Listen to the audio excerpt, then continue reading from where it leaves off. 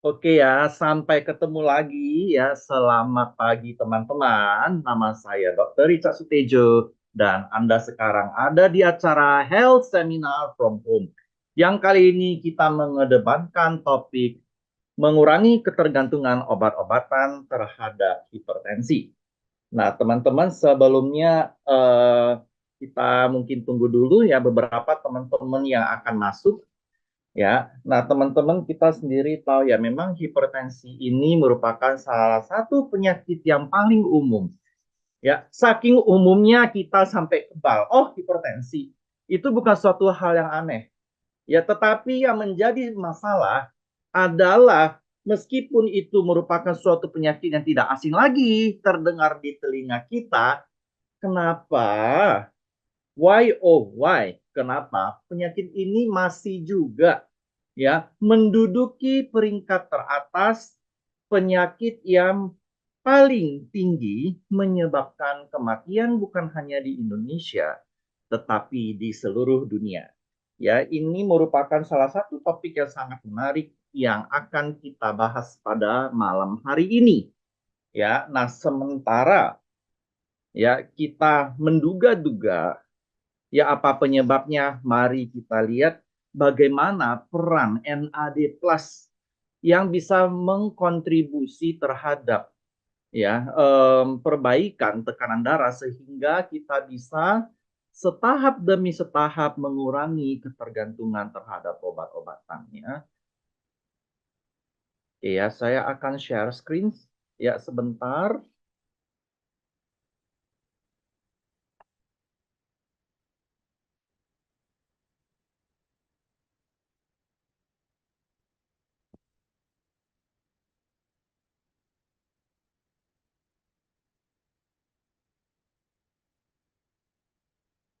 Oke ya. Jadi ini adalah bahasan kali ini ya. Nah, kalau kita lihat ya 10 penyebab kematian tinggi di Indonesia apa-apa saja. Ya, coba ya. Menurut teman-teman nih, kan teman-teman ada nih di sekeliling kita nih. Coba teman-teman berpikir kira-kira ya, penyakit apa saja sih ya yang paling umum ya, saya ulangi, yang paling umum kita dengar ya yang menyebabkan mortalitas atau kematian. Ya, coba teman-teman lihat ya di sekeliling. Ya, kira-kira yang paling sering Anda dengar itu apa? Coba. Ya, coba kita lihat lagi kondisi di sekeliling kita ya. Ya, tadi sempat keluar sebentar. Ya, screen sharingnya. Oke ya, 10 penyebab kematian tinggi Indonesia itu apa-apa saja? Penyebabnya apa-apa saja? Ya, jantung, kencing manis, stroke, ya, diabetes, hipertensi, ya. Ya, kalau penuaan itu penyakit, tetapi ya orang tidak menganalisa dia sebagai penyebab utama ya. Tapi penuaan itu global ya. Nah, kalau kita lihat data, ya memang data ini dari 2014, tapi saya melihat lagi data terbaru, ya angka dan tren ini tidak berubah banyak. Ya, kalau kita melihat ya kontribusinya, ya benar sekali ya yang ada di dalam chat yang dikatakan ya berbagai teman-teman di sini. Ya, kalau kita lihat ini pasti jantung, diabetes, stroke, hipertensi ini lagi dan lagi ya, lagi dan lagi merupakan salah satu penyakit yang sering sekali kita mendengar ya kondisi ini sebagai faktor utama yang merenggut nyawa ya bahkan keluarga ya bahkan keluarga saya sendiri ya, jadi ini bukan sebuah hal yang aneh lagi, tetapi kalau ini tidak merupakan suatu hal yang aneh lagi, mengapa kita selalu jatuh ke lubang yang sama? Kalau kita jatuh ke dalam lubang yang sama, berarti usaha yang kita lakukan atau usaha yang dilakukan oleh berbagai pihak medis itu tidak optimal.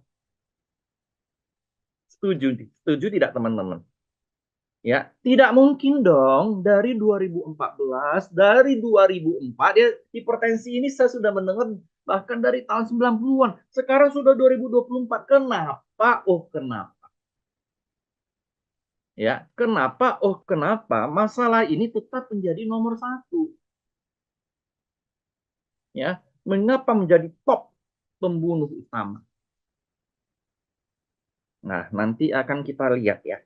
Nah, sebelumnya kita akan melihat sekilas mengenai definisi dari hipertensi itu sendiri ya. Jadi berdasarkan kasus di lapangan itu adalah peningkatan tekanan darah. Ya, jadi dibagi atas 4 tahapan. Ya, kita lihat ya hiper ya, hipertensi ya, bukan yang hipotensi ya. Hipertensi itu kalau normalnya itu ya kurang lebih 120 ya sistoliknya dan 80 untuk diastoliknya. Ya, prehipertensi itu ya itu belum, kadang-kadang itu bisa aja sebuah kondisi normal ya. Bisa aja itu hipertensi, bisa aja itu kondisi yang normal. Misalnya itu orang yang sering berolahraga ya, itu bisa 120 sampai 139 dengan diastolik itu 80 sampai 89.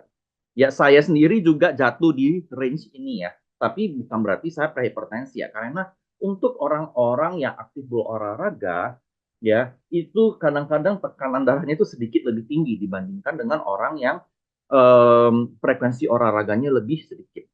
Tetapi kalau sudah di atas 140, nah ini sudah merupakan hipertensi tahap pertama ya, derajat pertama.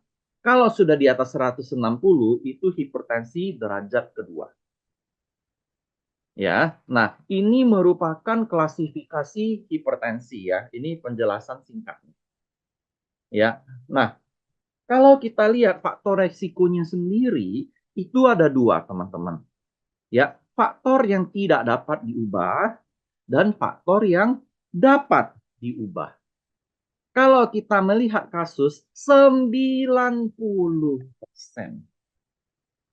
ya, 90% itu disebabkan oleh faktor resiko yang dapat diubah.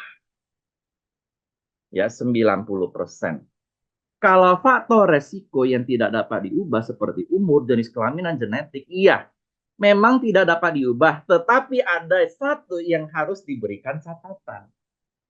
Usia manusia itu semakin bertambah. Ya, sampai pada suatu titik di atas umur 40 tahun, pengaruhnya akan semakin besar.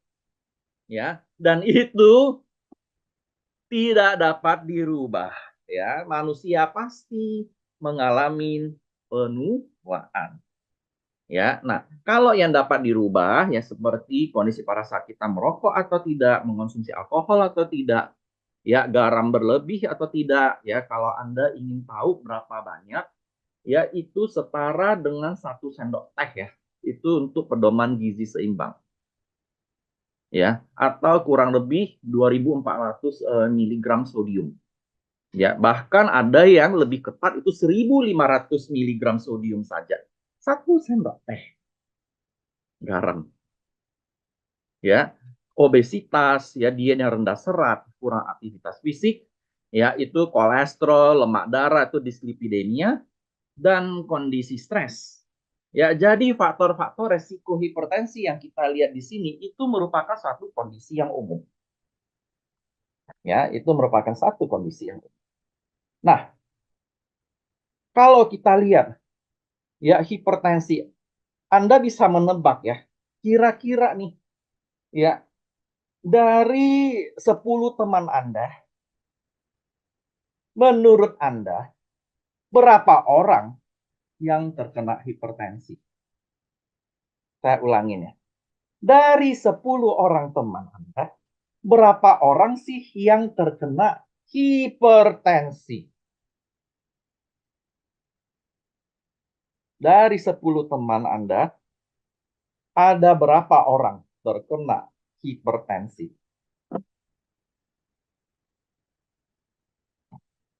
Coba. Ya, saya tunggu dulu. Ya, oh Tuhan. Anda akan shock. Anda akan shock. Satu dari berapa? 5 orang. 70%. 9 dari 10 orang. Astaga, ini pasti golongan makmur. Ya, gemah lipah rojinawi ya, makannya enak. Ya, hidupnya nyaman. Biasanya ini 9. Ya, 9. Coba saya ingin mendengar lagi. Yes, dari Bali sudah, dari Jakarta sudah. Barangkali ada daerah lain yang ingin berkontribusi untuk menuliskan. Berapa sih dari 10 teman Anda, itu berapa orang yang terkena hipertensi? 70%. 5 orang. 9 orang. Coba ya, yang lain saya mau mendengar ya pendapat dari teman-teman yang lain. 11 orang. Satu lagi apa itu ya? Ya, 5 orang. Ya, teman-teman itu benar ya. Hipertensi ini celakanya sudah menjadi penyakit yang umum.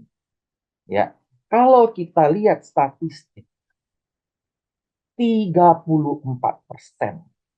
Ya, tapi kan penduduk Indonesia kan biasanya kan tidak semuanya dari golongan menengah ke atas, ya. Yang bisa makan dengan enak, ya, bisa membuat luxury dari hidup. Tetapi meskipun demikian, ya, meskipun demikian, ya, 34% itu bukan angka yang main-main loh. Itu juga termasuk anak-anak. Ya, 34% itu termasuk anak-anak loh. Itu bukan angka main-main. Dan kenapa hipertensi ini ya sudah dianggap biasa ya? Karena itu saking banyaknya yang kena ya. Kalau saya melihat dari omongan teman-teman di sini itu banyak sekali ya. Nah, mengapa hipertensi berbahaya? Karena komplikasinya ya, seperti ya salah satu teman kita ya Bu Erna itu sudah ketemu banyak sekali kasus ginjal yang kena. Ginjal, komplikasi hipertensi ginjal itu sampai 2 juta orang. 2 juta orang. Itu tidak main-main loh. Ya, belum lagi terhitung penyakit serangan jantung, stroke, ya, penyakit buluh darah tepi, ya, neuropati, gangguan syaraf, ya, gangguan otak, ya, nanti ada Bell palsy lah, nanti mempertinggi resiko Parkinson lah, demensia lah, dan kerusakan mata. Ini mirip-mirip diabetes. Ya, karena sama-sama penyakit metabolik ya, kelainan unsur kimiawi pada darah. Ya. Nah, kalau penanganan hipertensi ya, saya memberikan istilah ILIL. Tahu apa itu ILIL? Kalau Anda rajin mengikuti seminar kesehatan saya, Anda pasti tahu ILIL itu apa. Ayo, siapa yang tahu ILIL itu apa? Ya, ILIL. Siapa yang tahu? Ya, apa singkatan dari ILIL?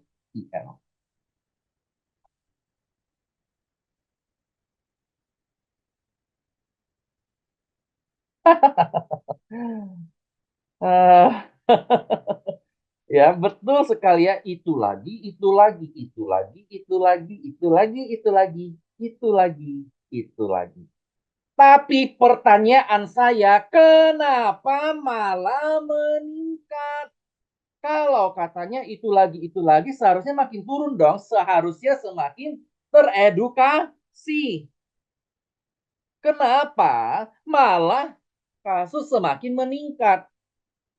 Bukannya sudah diedukasi ILIL, ya, periksa kesehatan teratur sudah tahu, pengobatan tepat sudah tahu, diet gizi seimbang tahu, aktivitas fisik dengan aman tahu, asap rokok, alkohol tahu, semua orang tahu, semua orang tahu. Kenapa? Kenapa? Alasannya adalah ya, doing is harder than speaking. Kalau ngomong itu gampang. Ya, dan nanti akan saya bahas faktor lain. Kenapa hipertensi itu sulit?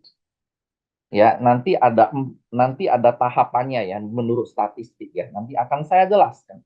Kalau misalnya kita berbicara mengenai obat-obatan anti hipertensi, ya itu sudah berbagai macam tipe dengan berbagai macam mekanisme. Ya, sudah kita ketemu berbagai macam mekanisme.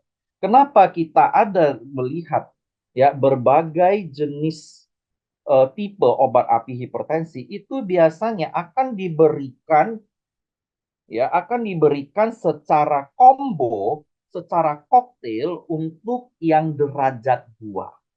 Kalau cuman ya prahipertensi, hipertensi tak satu paling dokternya kasih cuman satu. Tetapi kalau sudah masuk derajat 2 di mana tekanan darahnya sudah di atas 160, itu sudah tidak bisa lagi. Ya, sudah tidak bisa lagi. Ya, itu sudah harus ya mengonsumsi lebih dari satu macam. Ya, baru lebih terkontrol. Baru lebih terkontrol. Nah, saya akan menanyakan ya pertanyaan besar. Saya ingin Anda berhenti sejenak di sini. Anda screenshot. Anda lihat, Anda camkan.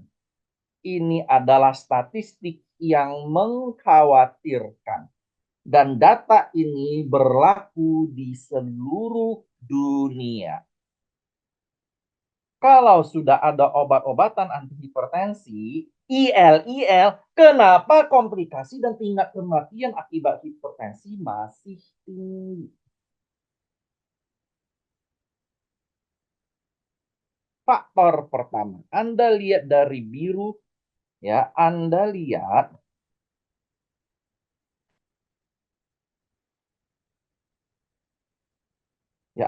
ini. Anda lihat ini. Ini artinya dari 1,4 miliar orang yang terkena darah tinggi, kurang dari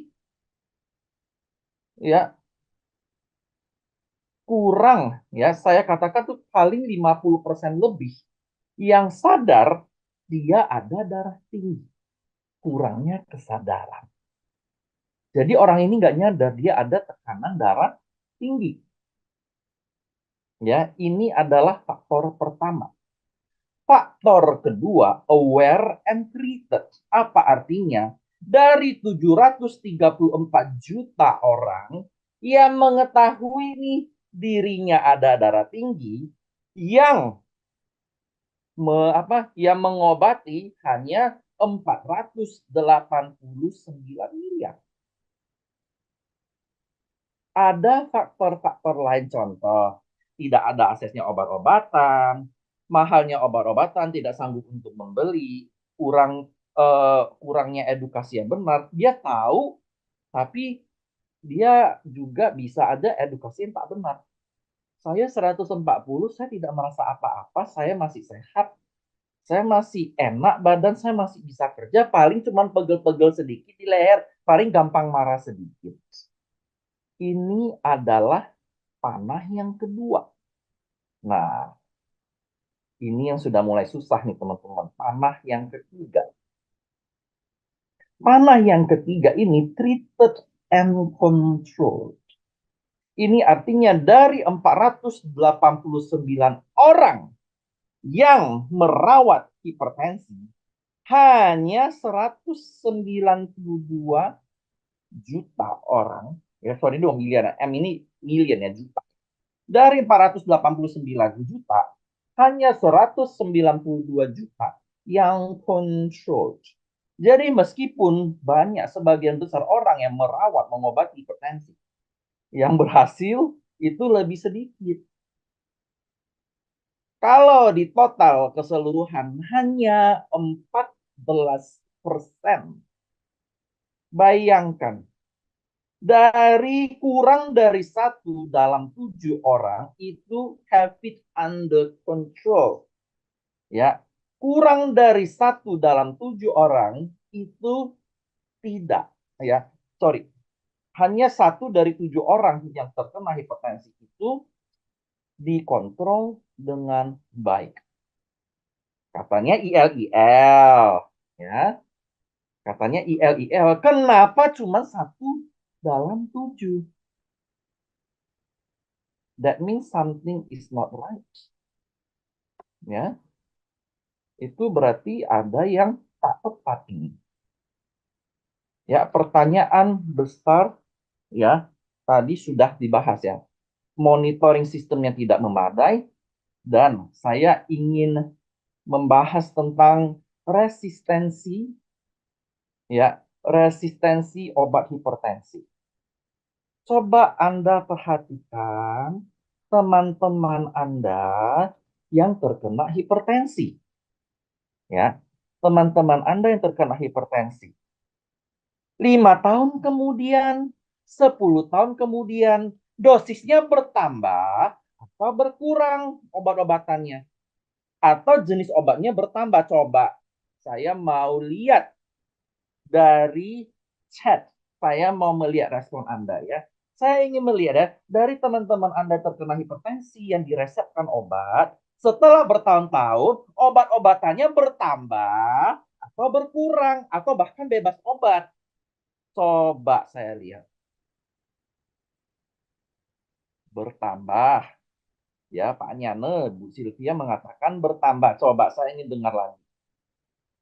Ya, ada diganti obat lain. Bertambah. Bertambah. Apa Anda tidak khawatir? Ya, ini bukan saya mengarang loh ya. Nah, ini terjadi namanya resistensi obat hipertensi. Pada saat kita bergantung kepada obat, kita selalu mengonsumsi, sampai suatu saat tubuhnya sudah mulai resisten. Sudah mulai baal.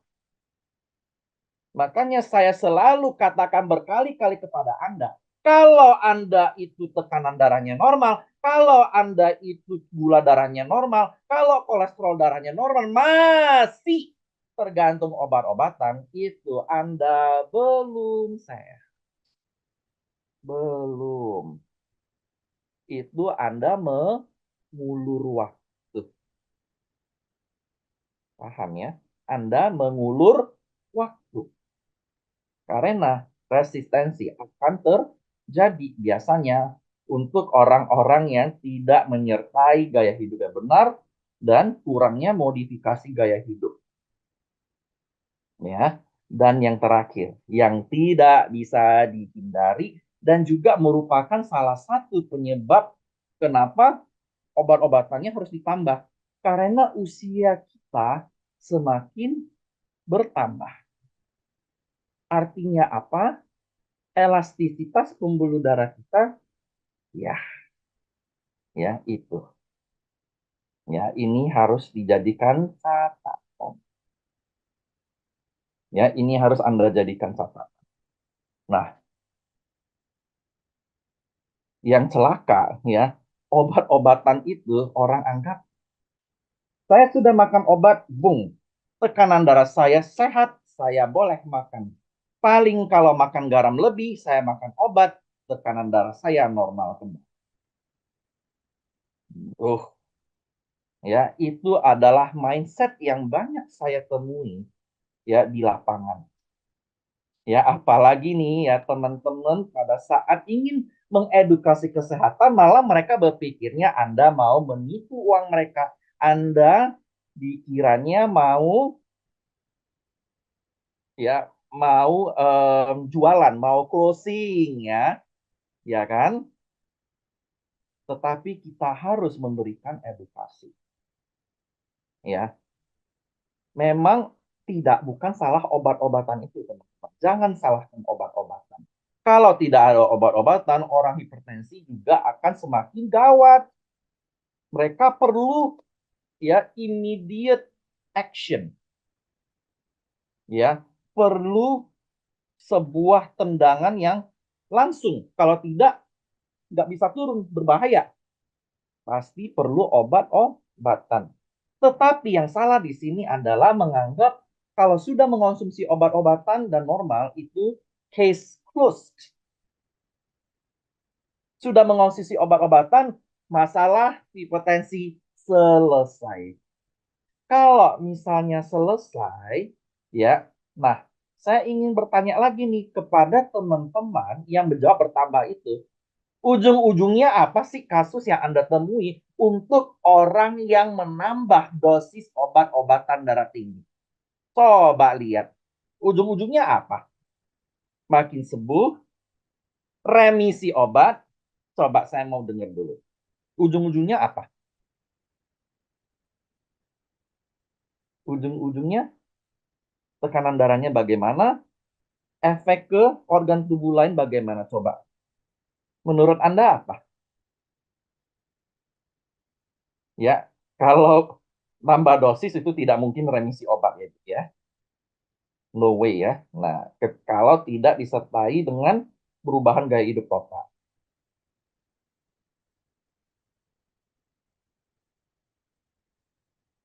Ya, biasanya kalau tergantung obat-obatan itu sedikit banyak, ya sedikit banyak akan berimbas ke peredaran darah dan jantung. Karena kenapa? Ya, tekanan darah itu merupakan suatu regulasi, sebuah pengaturan kompleks yang dilakukan oleh tubuh kita.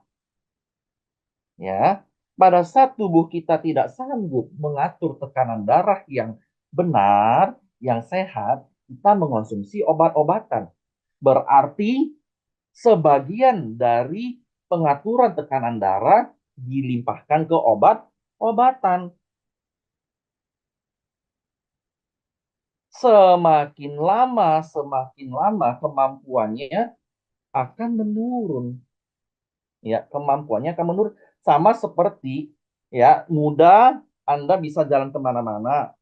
Sudah masuk umur 70, ya, kaki Anda lemah, kaki Anda kurang kuat, yang Anda lakukan bukannya olahraga jalan kaki, malah Anda naik kursi roda. Apakah kursi roda itu solusi buat kaki Anda bisa jalan atau malah melemahkan kaki Anda lebih jauh itu kursi roda? Coba, coba Anda bayangkan. Kursi roda itu apakah membuat Anda bisa jalan kembali ya atau malah semakin memperparah ya, makin melemahkan otot kaki kita. Nah, kalau kita semakin lama semakin menggantungkan kerja ya, kerja vital, organ vital ke obat-obatan, sama juga teman-teman. Dia tubuh akan semakin kehilangan fungsinya. Yaitu jangan menganggap ini jalan keluar total. Meskipun kalau memang belum sanggup ya, ibarat kita kursi roda, kita mau terlepas dari kursi roda bukan dipaksa berdiri lari, ya tetap terjatuh. Kan bisa dari kursi roda digerakin kakinya, latihan kaki pelan-pelan. Ya, tahap selanjutnya coba belajar berdiri, duduk, berdiri, duduk. Ya, selanjutnya belajar satu langkah, dua langkah. 4 langkah, 10 langkah. Kemudian ya coba ya dari dipapah, coba pakai tongkat 2, kemudian tongkat 1. Itu kan pelan-pelan melatih. Ya, bukan berarti kita memusuhi kursi roda. Paham ya? Ini juga sama, kita jangan memusuhi obat-obatan dulu nih. Yang kita lakukan adalah mengurangi ketergantungan dan mengembalikan fungsi alami tubuh kita di dalam mengatur tekanan darah. Ini inti ya, inti dari seminar kali ini. Ya, bukan kursi rodanya dimusuhin, bukan obat-obatan yang dimusuhin, tetapi kita mengurangi ketergantungan. Ya.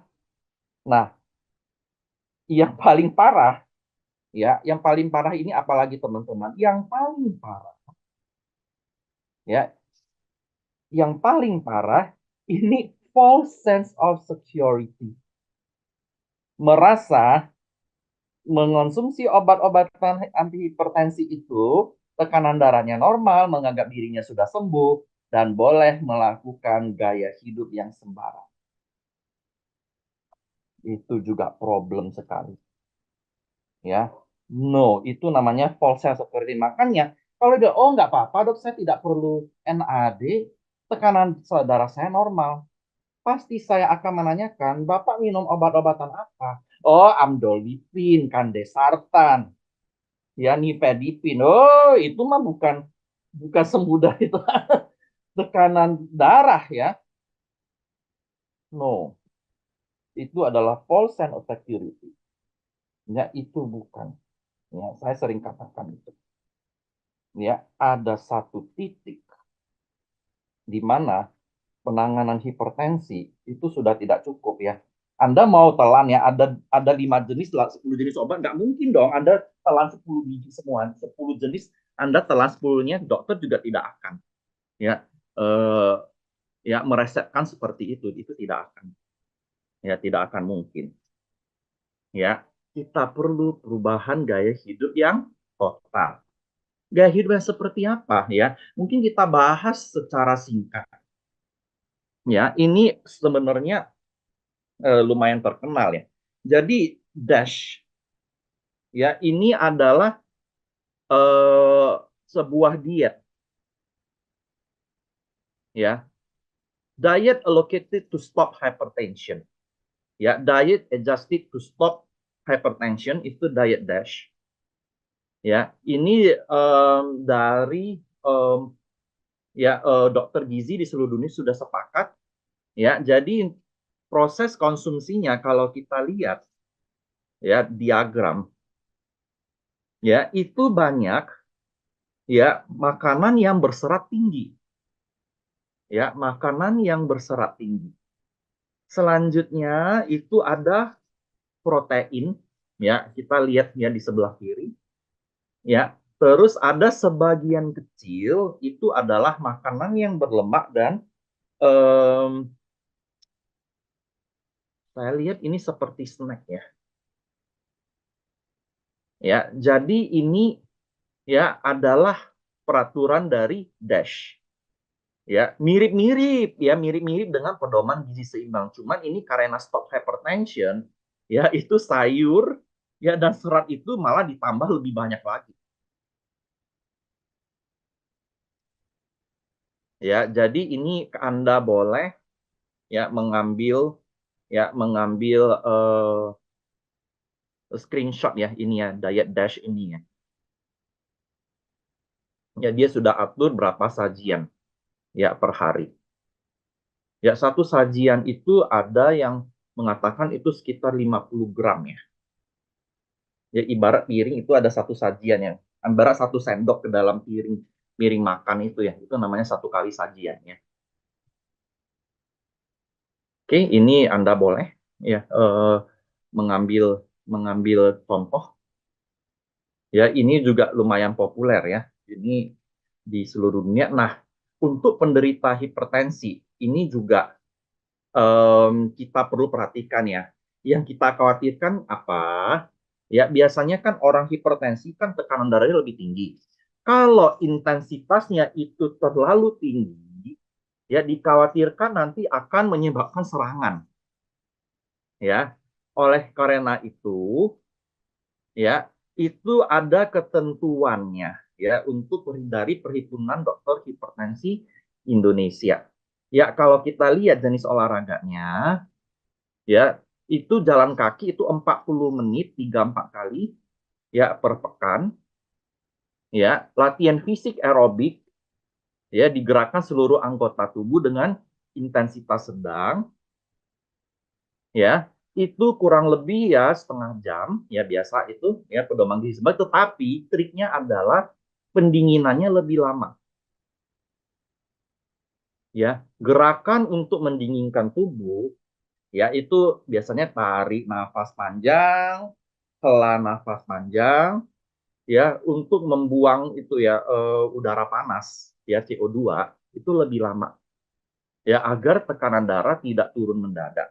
Nah, cara menentukan bagaimana kita tahu ini baik untuk pas untuk orang hipertensi. Ya, intensitas sedang terjadi ketika mengalami 60 sampai 80%. Ya, ini mungkin sebagian orang sudah mengetahui ya.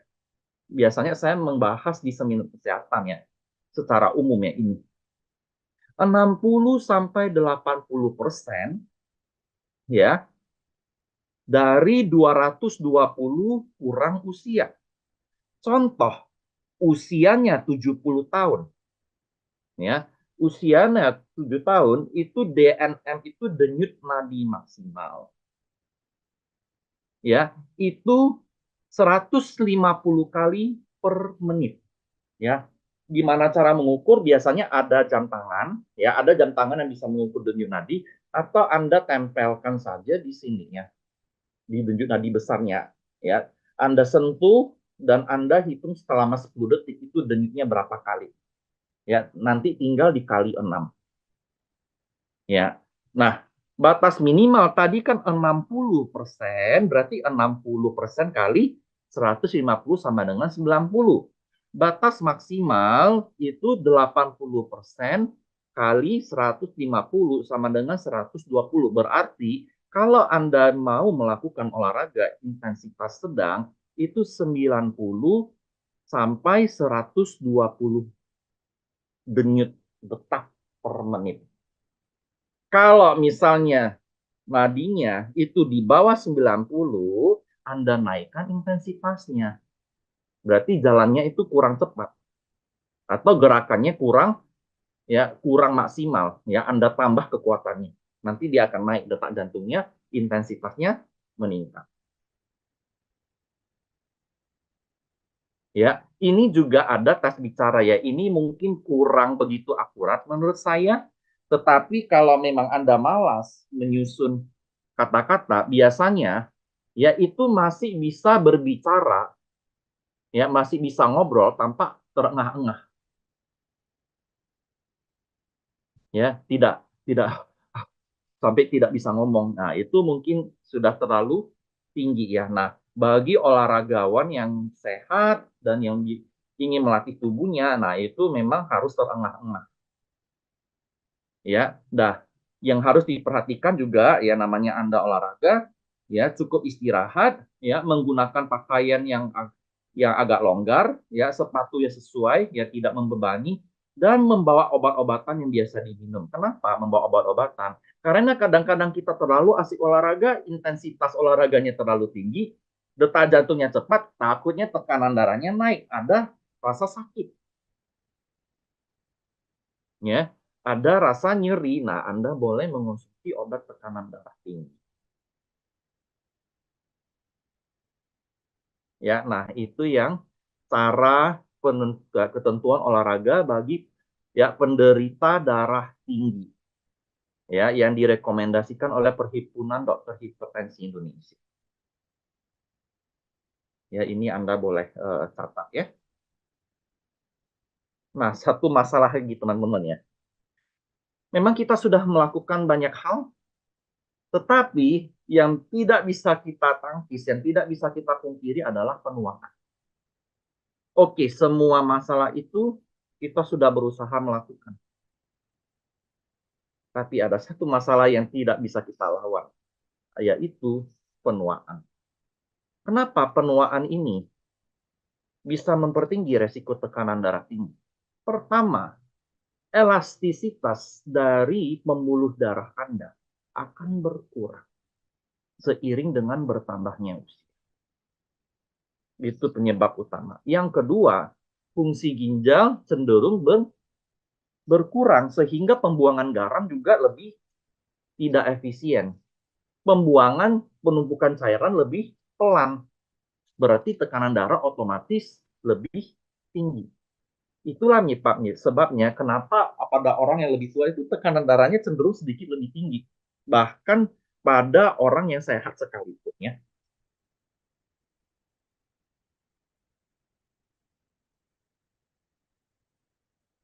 Oke. Ya, nah, dan biasanya nih ya komorbiditas itu ya juga banyak kita temuin yang menyertai tekanan darah tinggi sehingga tekanan darah tinggi ini semakin memburuk. Kolesterol kan menyumbat pembuluh darah, otomatis tekanan darahnya juga semakin buruk. Ya, diabetes menyebabkan koagulasi juga, ya, meningkatkan resiko koagulasi. Makin tinggi juga,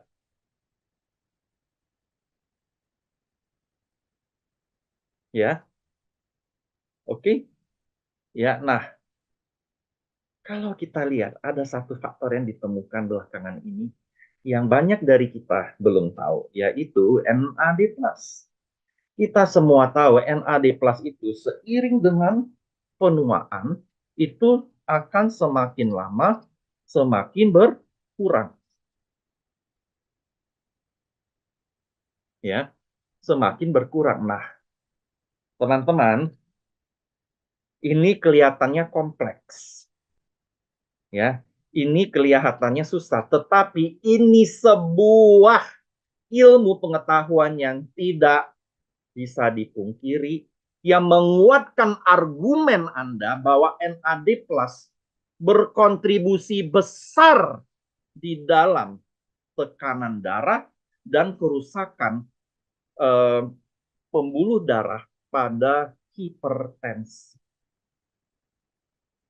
Ya, saya harap Anda foto. Ya, memang sulit. Ya, ini kelihatannya terlalu molekuler. Ya, jadi saya jelaskan dulu.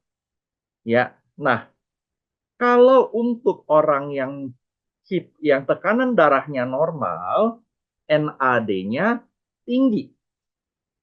Ya, NAD-nya tinggi, CD38-nya rendah. Ini sering sekali saya bahas ya ini karena ini merupakan kekuatan dari BioNAD Plus Boost untuk menggencet menekan CD38 ini.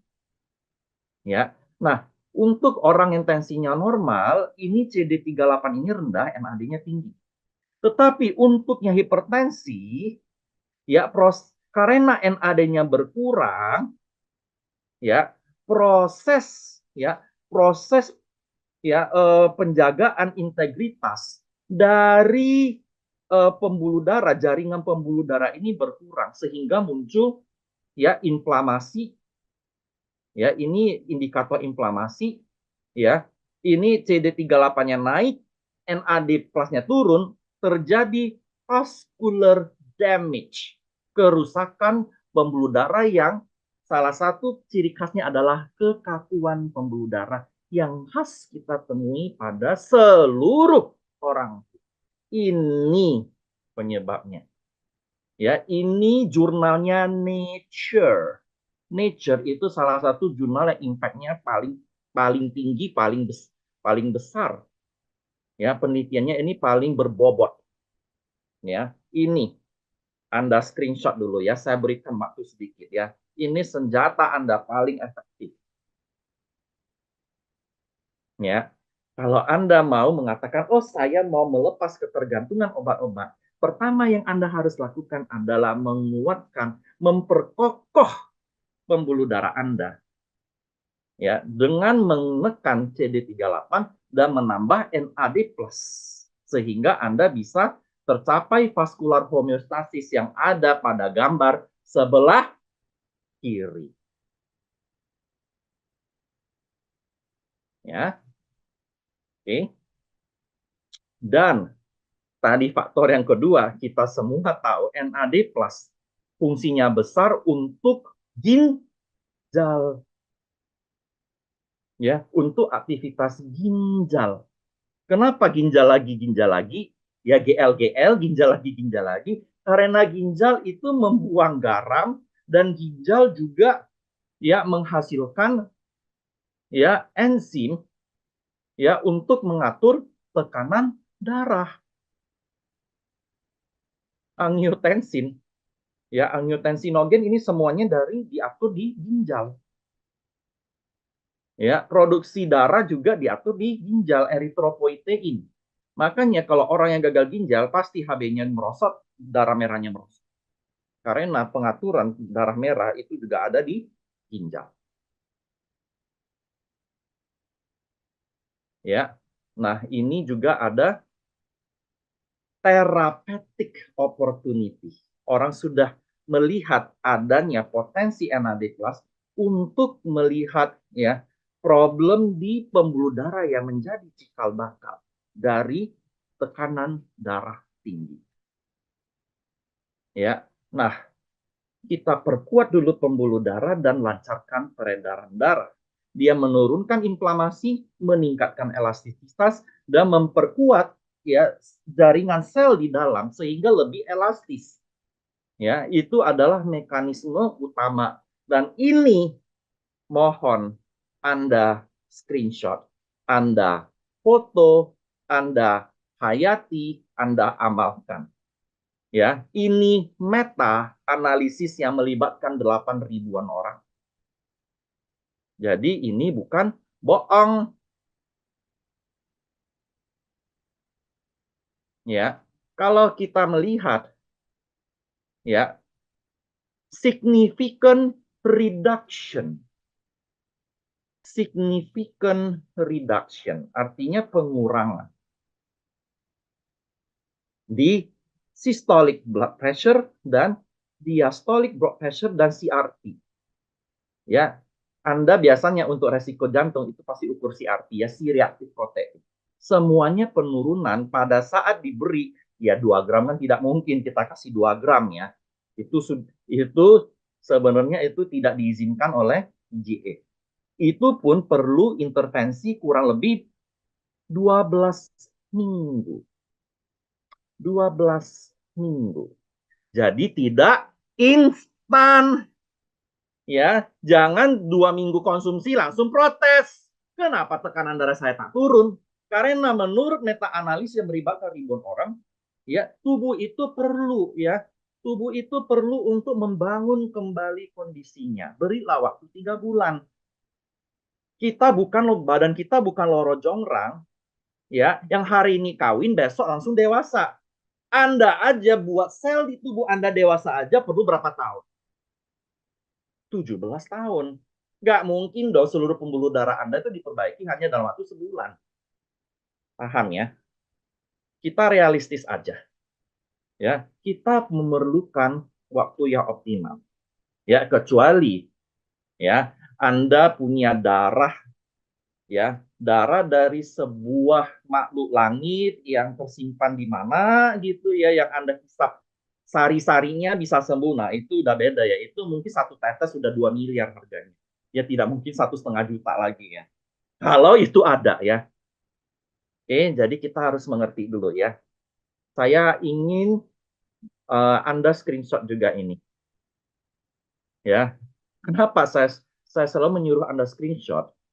Ya, karena ini uji yang paling kuat yang menguatkan argumen Anda ketika mengedukasi, menjelaskan kepada prospek Anda, kepada keluarga Anda, kepada teman-teman Anda dalam fungsi NAD+ untuk memperbaiki tekanan darah. Please take a screenshot. Ya, kalau yang malas hadir seminar kesehatan, Anda yang rugi loh. Ya, saya berikan Anda bekal, Anda tidak mau, Anda loh yang rugi. Ya, yang bolos, yang males, ya, yang rugi siapa? Ya, makanya harus rajin hadir di seminar kesehatan saya. Saya berikan edukasi, saya berikan ilmu, langsung ada literatur, jurnal, uji klinis yang lengkap. Oke, ya saya rasa sudah cukup. Ya, dan selain itu, ya kita juga ada rekomendasi produk ya seperti Biomalt yang mengandung ashwagandha, Bioinflavia yang anti peradangan yang tentu saja berkontribusi di dalam peningkatan tekanan darah dan Apel SC Plus untuk mendetekan radikal bebas dan inflamasi yang berpotensi menyebabkan penyumbatan. Jadi ini kita tidak bahas lebih jauh ya. Oke, nah saya ajarkan kepada Anda dulu nih tahapannya bagaimana ya. Ingat ya, pertama kali saya ingin Anda ini ya tekankan kepada teman-teman semua. Ya, suplementasi dan obat-obatan sehebat apapun tidak akan bisa, tidak akan pernah bisa menghapus dan mencegah gaya hidup yang tidak sehat. Jangan mentang-mentang nanti konsumsi NAD plus apel stem cell bioma bioinflavia ntar protes ke saya, protes ke teman-teman. Loh, kenapa tekanan daya saya nggak turun-turun nih? Why? Cek dulu, apakah sudah benar. Cek dulu, apakah sudah disiplin konsisten. Terus saya mendapat pertanyaan lagi nih, yang saya rasa cukup menggelitik. Tahu nggak apa?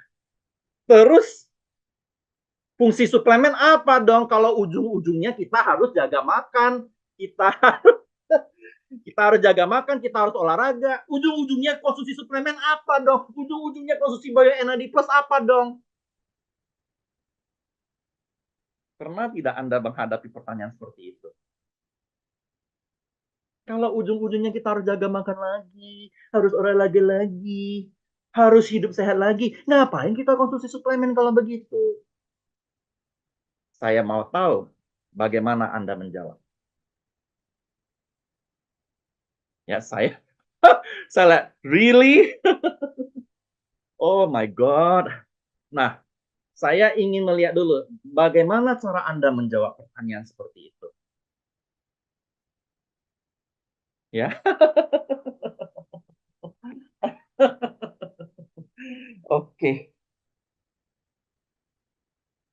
Nah, saya mau tahu dulu nih ya. Oke, sering ya. Nah, saya mau ngajak Anda berpikir logis. How? Ya, Dewa Dewa Dewi. Kalau darahnya Tong Sancong nggak bisa, darahnya siapa lagi? Tong Sancong, Tong Kosong, Tong Bloon, ya Tang Ting Tong, Tang Ting Tung. Mau minum biksu mana lagi? Biksu Pahai. Ya, yang nangkap Pai Sucen itu biksu Pahai kan ya.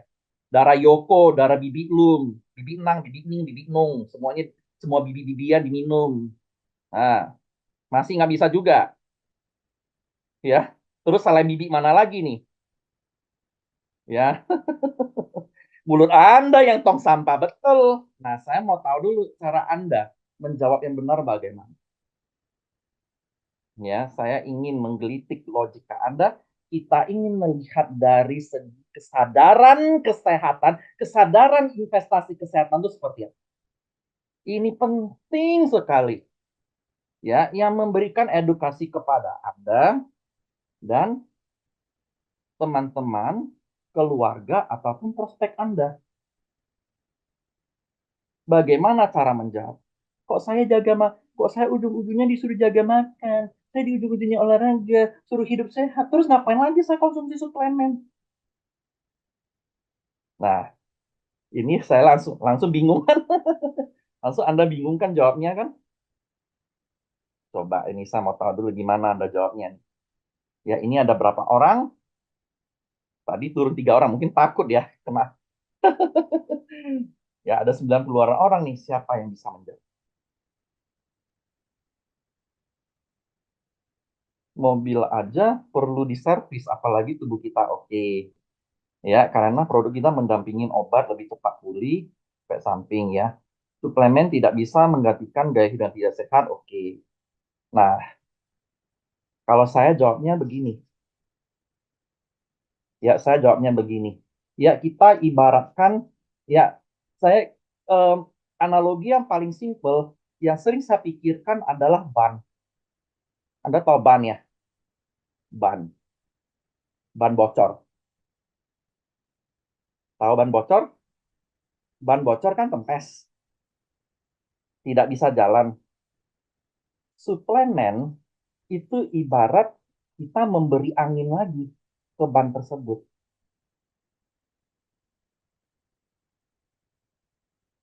Ya, suplemen atau obat itu memberi angin kepada ban. Gaya hidup yang tidak sehat itu seperti paku jarum kaca. Ya. Gaya hidup tidak sehat itu seperti paku, seperti duri, seperti kaca. Kalau Anda terus mengisi ban tersebut dengan angin, biar tidak kempes lagi, tetapi pakunya tidak disingkirin, ya kempes lagi. Sempat ngembang, kempes lagi, hancur lagi, dan lagi. Kalau Anda mau bannya tidak kempes lagi, ditambal dan disingkirkan, dibuang semua paku yang nancep. Begitu pula dengan tubuh kita. Tubuh kita sudah memberi sel kita dengan nutrisi yang baik, sehingga dia pulih. Kenapa Anda rusak lagi dengan racun? Anda makan gak gizi, racun, gak gizi, racun, racun, racun, racun, gak gizi, gak gizi, racun, racun, racun, racun, racun, racun. Kapan sehatnya? Anda makan 10 suplemen, 12-nya racun. 10 suplemen, Anda ganti 12 racun. Meskipun satu racun, kan fungsi tubuh Anda berkurang.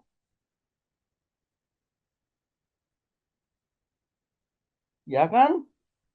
Kalau mau tubuh sehat sempurna, masukin yang baik, stop yang jahat, stop yang racun. Kalau tidak ada racun, semuanya yang baik-baik, baru tubuh bisa beregenerasi, bisa pulih. Kalau racunnya tetap dimakan, kapan pulihnya? Mau makan antibiotik, tetapi kumannya tetap masuk, kapan sembuhnya?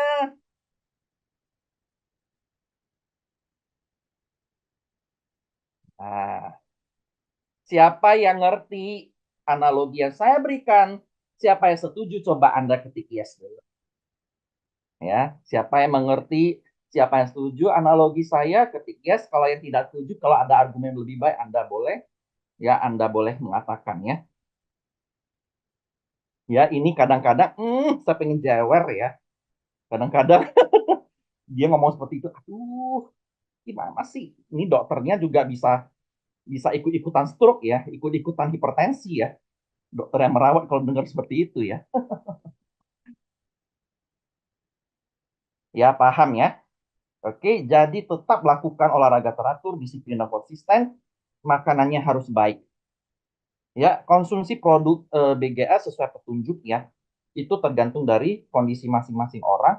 Apabila, nih kunci yang terakhir ya, kalau tekanan darahnya sudah membaik, sudah di bawah rata-rata, nah itu berarti sudah saatnya mengurangi ketergantungan obat step by step.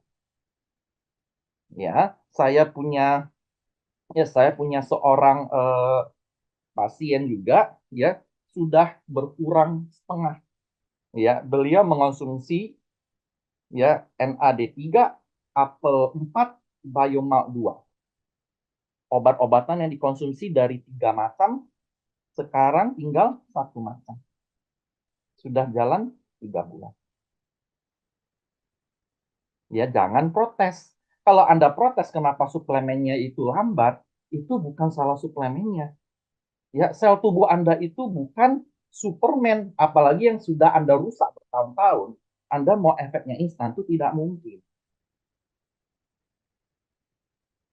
Ya, anak kecil yang sudah Anda sudah Anda rundung, sudah Anda perlakukan dengan semena-mena selama bertahun-tahun, tidak akan bisa damai hatinya, tidak akan bisa senang lagi kepada Anda hanya dengan perlakuan sayang selama sehari. Perlakuan sehari tidak bisa menghapus dosa 10 tahun. Ya, perlakuan 3 bulan tidak akan bisa menghapus dosa 10 tahun yang Anda lakukan ke tubuh Anda. Bahkan untuk orang muda sekalipun.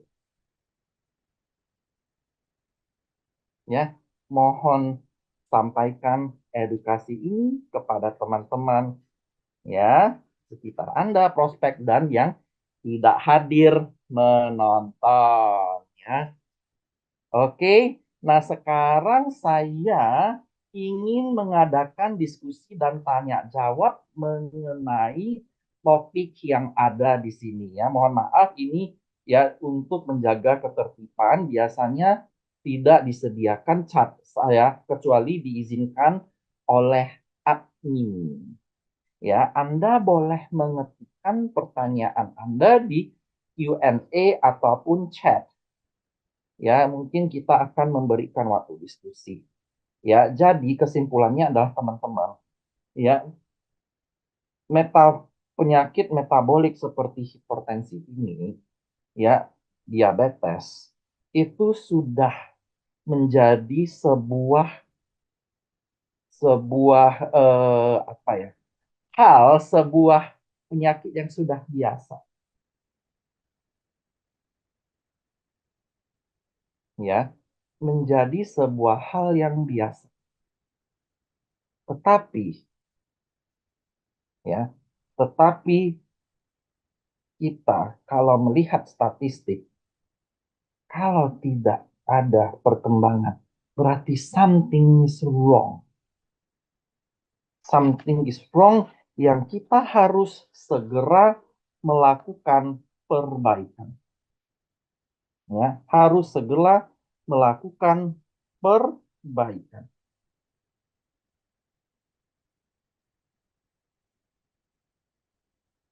Ya, ini untuk Ibu Nanda. Ya, mungkin saya tidak tahu apakah Ibu ini join dari awal. Sebenarnya jawabannya di sini nih, Bu. Ya, jadi kondisi NAD plus yang menurun dan CD38 yang meningkat ya menyebabkan integritas sel endotelial berkurang sehingga inflamasi naik, pembuluh darah menjadi kaku sehingga muncul vascular damage. Ya, ini saya sudah jelaskan tadi ya. Nih, vascular damage. Kalau ada vascular damage menjadi kaku, pembuluh darahnya ya, tekanannya akan meningkat. Tetapi kalau kita bisa balikkan hipertensi jadi normotensi dengan menaikkan NAD, ya, inflamasi menurun, CD38 menurun, NAD naik, vaskular homeostasis. Ya, pembuluh darahnya menjadi lentur kembali ya. Apalagi Bionakbus ya mengandung beberapa zat aktif ya, quercetin, coenzim Q10 yang menekan CD38. Itulah kehebatan Bionakbus. Karena kita tahu zat-zat yang menguraikan NAD+ seperti CD38 ya itu juga salah satu faktor yang membuat produk NAD+ itu berkurang efektivitasnya. Jadi kita juga menciptakan inhibitor CD38 ini. Ya, ini juga alasannya kenapa harganya 1,5 juta. Kenapa sampai ada 14 bahan aktif? Karena ini. Ya, ini adalah pemakan NAD. CD38 adalah pemakan NAD. Jadi, efektivitas NAD yang Anda makan akan disikat sama dia.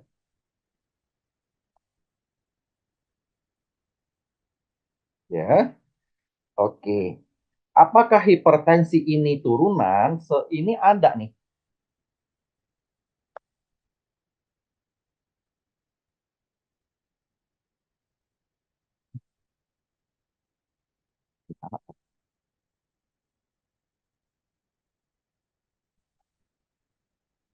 Nah, ini. Seperti yang saya katakan tadi, 90% ya, 90% itu dari faktor gaya hidup. makanan untuk hipertensi, ini kayaknya semuanya ada di slide saya ya. Jadi mohon diperhatikan ya teman-teman ya. Ini adalah rekomendasi dari em, Ikatan Dokter Hipertensi juga ya, dan Dokter Gizi ya. Mohon Anda screenshot.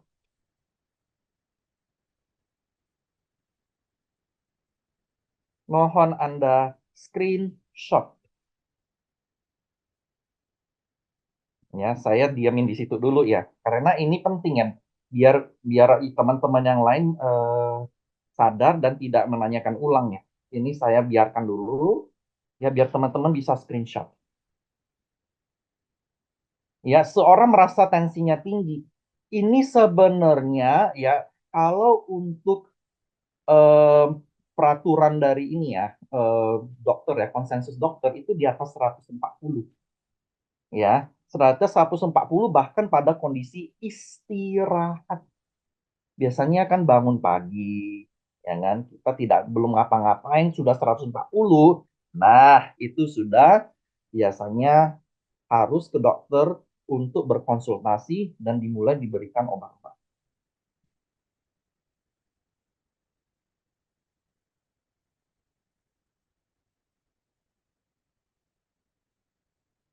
Ya, boleh konsumsi NAD ya. Kalau saran saya ya, agar apa ya, agar kita menangkap temponya ya, obat-obatan itu kita berikan 1 jam setelah konsumsi NAD, apel dan biomar, biar kita menjaga tempo ya, biar kita ingat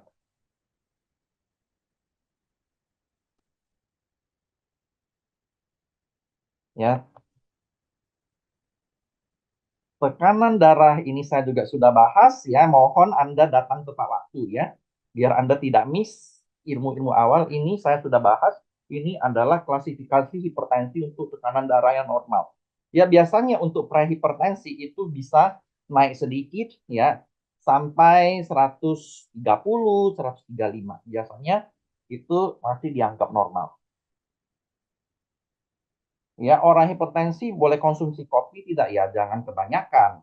Ya, biasanya itu orang membatasi sampai 2 cangkir kopi saja. Ya, kalau untuk dokter yang lebih ini ya, lebih strict itu dia maunya 2 cangkir kopi. Wah, kalau kalau orang yang sudah kecanduan kopi susah ya, 2 cangkir kecil loh. Ya, itu dia batasin sekali ya.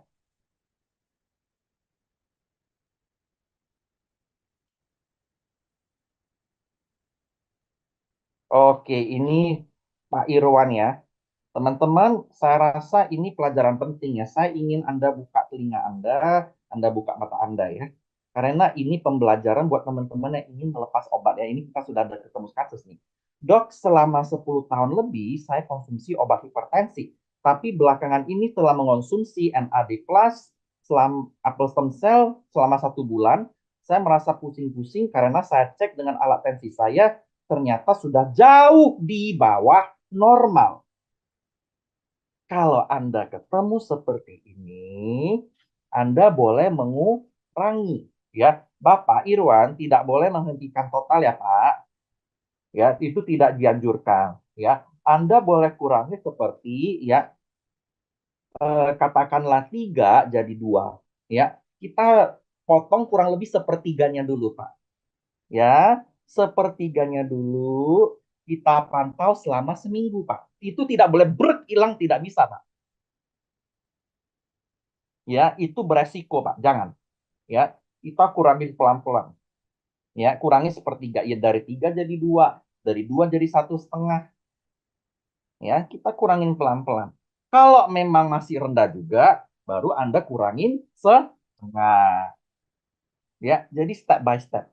Ya, kalau memang Anda masih ragu, Anda boleh berkonsultasi dengan dokter yang merawat Anda. Ya, kita nggak boleh sembrono ya Bapak Ibu ya. Jangan langsung stop ya. Jangan langsung stop obat ya.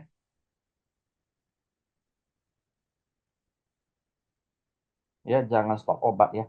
Oke, ini ya saya berikan waktu 3 menit lagi ya bagi teman-teman ya bagi teman-teman yang ingin menanya. Ya Pak, mungkin ini ya Pak ya, kalau memang minum satu jenis, Bapak boleh berkonsultasi untuk agar dokter memberikan dosis yang lebih rendah ya Pak ya. Atau dengan jumlah tablet yang dikurang. Biasanya juga ada orang yang memotong tabletnya Pak. Ya, cuman kan saya bukan orang yang merawat Bapak, ya. Itu lebih baik menanyakan kepada dokter yang meresepkan. Ya, karena kan beliau ada tuh, ya, beliau tuh ketemu langsung dengan Bapak, beliau lebih persis mengetahui kondisi Bapak, ya. Oke.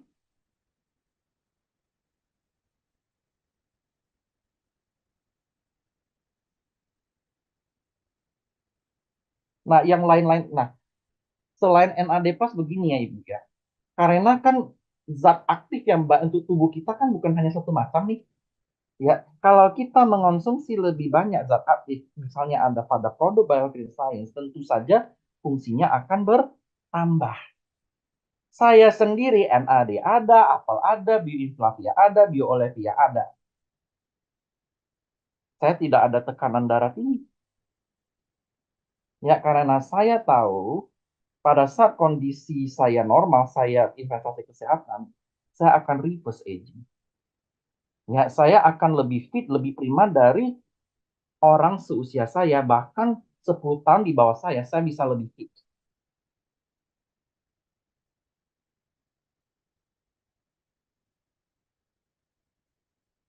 Ya, oke.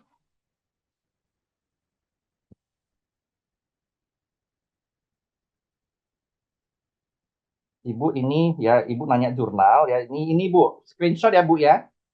Ini sudah ada nih signal transduction and targeted therapy Nature. Ya. Tolong di screenshot Bu.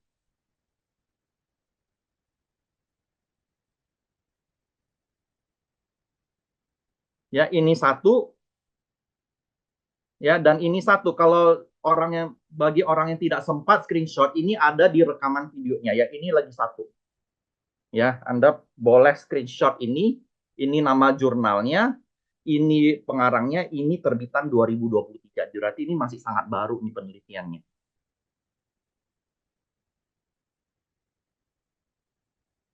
Ya, oke, saya rasa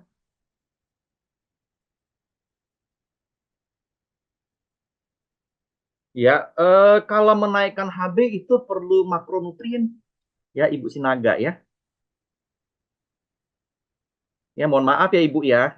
Mohon disimak dari awal lah biar tidak berulang-ulang ya. Oke, untuk menaikkan HB mohon maaf Pak ya. Itu proteinnya cukup, zat besinya cukup, tapi kalau untuk gagal ginjal kan perlu dijaga. Ya, memang harus ada koordinasi dengan dokter yang merawat ya. Ada produk-produk tertentu yang tepat memenuhi kebutuhan protein bagi penderita ginjal. Ya, jadi HB ini saya harus lihat dulu nih kondisi apa dulu nih yang menyebabkan rendahnya HB.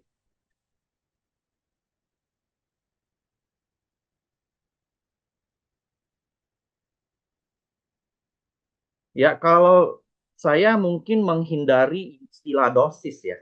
Karena ini bukan NAD ini bukan obat-obatan ya. Tapi biasanya ya untuk kasus hipertensi 140 itu saya rekomennya 3.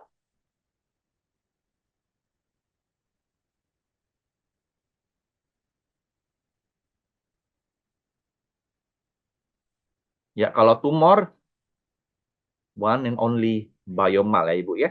Itu rekomendasinya 6 sampai 9 tablet atau sachet ya.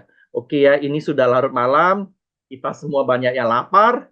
Kalau saya lapar, tekanan darah saya juga naik ya. Jadi daripada tekanan darah saya naik karena saya lapar ya, yuk ya kita boleh tutup health seminar from home kali ini yang membahas topik tentang mengurangi ketergantungan obat-obatan. Ya, bagi Anda yang ketinggalan, Anda masih bisa menyaksikan rekaman ulang dari seminar kesehatan ini. Ya, nanti Anda boleh menanyakan kepada yang mengundang. Ya, oke, sampai ketemu lagi teman-teman dalam 2 minggu ke depan yang tentu saja dengan topik yang menarik. Ya, oke. Ya, Oke, semoga terima kasih ikutin terus. dok. Selamat Jangan bosan malam. karena saya akan memberikan Thank you, edukasi dok. Selamat sehingga malam. memberi modal kepada Anda. Ya, terima Thank you, kasih. dok. Makasih, Sampai Dok jumpa. Richard. Thank you, Terima dok. kasih, Makasih, Terima kasih. Dr. dok. Richard.